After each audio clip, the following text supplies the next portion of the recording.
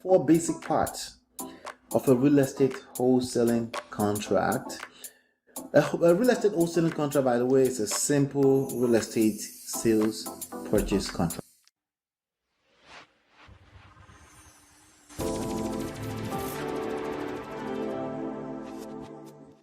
Hey my friend, this is Ola coming to you live from my Empire Pro Studios. I am the author of Smart Real Estate Wholesaling and the creator of myempirepro.com. On this video, we're talking about four basic parts of a real estate wholesaling contract. A real estate wholesaling contract, by the way, is a simple real estate sales purchase contract. It's as simple as that. Here's what I'm going to tell you, okay? When it comes to wholesaling, there are other parts of it, because again, you're buying a property cheaper, so you can sell it cheaper, so you can sell it to another, so you can sell the equitable rights of the contract to another person. And the way you do that sometimes, either you assign that contract to able and a willing end buyer, or you can do a double closing, which means you actually close on the first transaction and then you sell the property instantly to another person.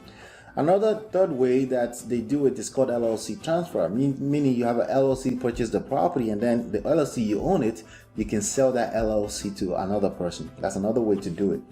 So it depends on how the deal is structured, and so there's a simple sales contract, but there's a second contract that could be an assignment contract, or it could be a second real estate purchase contract to resell the property, or it could just be a JV contract, or the fourth one, it could be a LLC agreement transfer, the sales of an LLC, okay? So your investor-friendly title agency or attorney will know exactly what to do. You can play this video for them, okay? So you can save this video and you can play it for them. But that's how you do a wholesaling. But everyone gets value from it because you find a deeply discounted property that other people would want, and they'll pay you a fee for finding that deal. That's how you make money as a wholesaler. You could have chosen to exercise the contract yourself and then buy a property at 40 cents, 50 cents on a dollar. You could have done it that way as well too. And then you fix up the property yourself and sell it. But in this case, you're not doing that. You're just selling the right to a contract that you secured at a discount. So there are a few basic parts, okay? Four basic parts of a contract. I'm going to share that with you here in a second. I think there may be 4 or 5. Let me see here. It's 4, okay? It's four basic parts of a contract. I want to share that with you. But there's a question that inspired this as usual. So let me give you that question, answer the question, and I'll give you the 4 basic parts. Quick question. I'm looking for advice. When and how does my contract become legit? As soon as we sign, or when it's in the title company's hand? Also, do we sign with a notary? Okay. Now, personally, remember, I'm not a lawyer. I'm not an attorney. So you should seek the help of an attorney when it comes to the actual legalities of the game.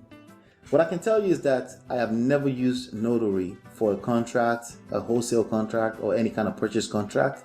Not even a conventional MLS on the market type of deal. I've never had to use notary. So no, notary, I'm going to tell you right now, is not needed for sales contracts.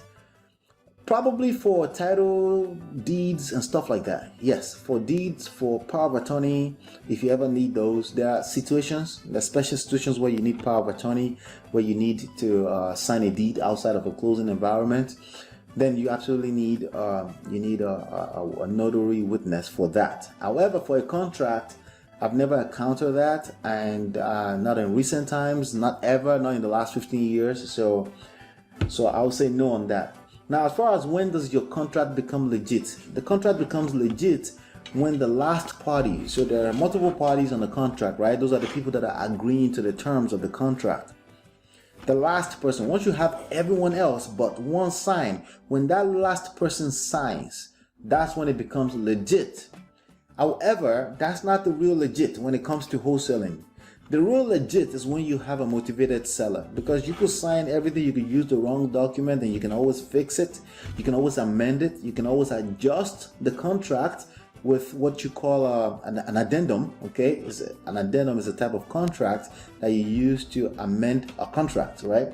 You can always fix it on or before closing at any point. But when you don't have a motivated seller, they can pull out anytime, right? And in which case, I'm about to tell you right now that your contract is just as good as the level of motivation of your seller. At the end of the day, how could you turn around and sue them if they breach the contract? Sure. Is that worth your time? No, it's not. Okay, it's not worth your time. Okay, this is wholesaling, it's marketing. Essentially, it's a marketing business. It's about volume, it's about how many you can do and get done as fast as humanly possible. Okay, it's not about legalities, it's not about proving you're right. You're not right, you're not wrong. It's about serving people, closing deals, and going on to the next. Okay, so with that being said, it becomes legit when all parties signed. Now when it gets in the hands of the title company, no, all of that is meaningless information. The title company is there to help you facilitate the closing, make sure clear title passes, transfers from the seller to the buyer. Okay, that's all they do. That has nothing to do with the contract. Okay, so with that being said, I wanted to share with you the 4 things you should look for in a contract. You should look for the offer, the intentions. What do you want to do? What are you offering, right? That's the first thing that comes up in the contract, and that usually will have attached to it the names of the party. Who are you extending an offer to? You are one party, or maybe you with a partner, maybe an LLC, but you're extending an offer to another party. Okay, so the two parties, right? That's the offer. Consideration in exchange for what? Like for a contract to be valid, in exchange for what? What are you promising to give in exchange for something, right? You can't just take something from somebody and then call that a contract. There's in exchange for what? In exchange for what are you promising? Now, under which terms and conditions, right? So there are conditions, there are stipulations, do you need inspection? Do you need it? If the inspection doesn't happen in 10 days, doesn't make the contract invalid? Things like that will be under terms. So you have offer, consideration, terms, and the last but not least is acceptance. It needs to be signed by all parties to become valid. Okay, so those are the 4 major basic parts of a contract that you want to look out for in any contract. Okay, so you're looking for a contract, a free contract. You want to see a free example? I'll give it to you. I'll send it to you as a together with this book, Smart Real Estate Wholesaling. If you're looking to build a pipeline, this is the book you need to read.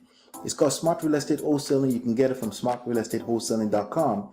And if you go there right now, I'll give you the contract and I'll give you real estate money secrets as a bonus, absolutely for free. Hopefully you've been enlightened, educated. I'll see you on the next one, and peace.